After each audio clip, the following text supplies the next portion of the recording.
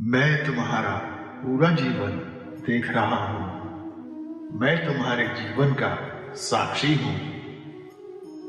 श्री कृष्ण भगवान कहते हैं, जन्म और मृत्यु मैं ही हूं। जन्म का मुझी से आरंभ है, मृत्यु मुझी में समाप्त होती है। तुम्हारे जीवन का मैं साक्षी हूं।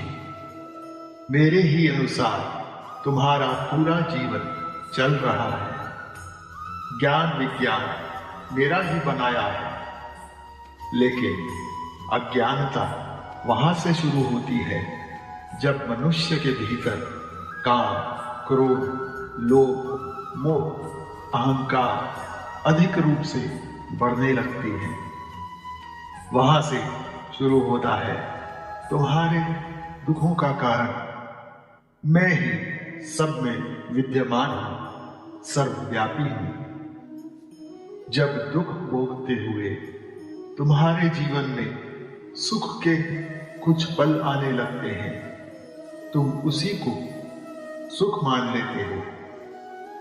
फिर कुछ दुख आ जाता है, फिर तुम चिंतित हो उठते हो कि अब मैं कहां जाऊं, क्या करूं। यहां वहां भटकने लगते हो, मुझे विस्मृत कर देते हो, भूल जाते हो। यहां से शुरू हो जाता है तुम्हारे दुखों का कारण, क्योंकि तुम्हारे सब दुख मेरे हैं।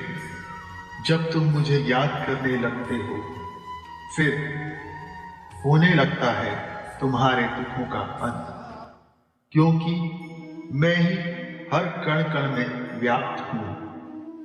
तुम्हें क्या आवश्यकता है वह मैं समय समय पर देता रहूंगा, क्योंकि मुझे सब ज्ञात है। तुम्हें किस स्थिति से आगे लेकर जाना है, तुम्हें क्या दुख, कष्ट, पीड़ा आनी है, तुम केवल सब मुझ पर छोड़ दो। तुम बिल्कुल निश्चिंत हो जाओ। केवल मुझे पूर्णता से स्मरण करो।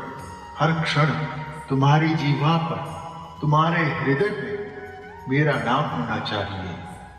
मैं तुम्हें समझता हूं, तुम्हारी दुख परेशानी को समझता हूं। जिस प्रकार एक पुत्र अपने माता पिता के अनुसार चलता है और यदि उसे ठोकर लगती है, वे उसे उठा लेते हैं, सहायता करते हैं, उचित दिशा दिखाते हैं। जो भी तुम्हारे जीवन में दुख है, परेशानी है, वह मुझ तक आने से समाप्त होती है, क्योंकि मुझे ज्ञान है तुम्हारे दुखों का अंत मैं ही कर सकता हूं।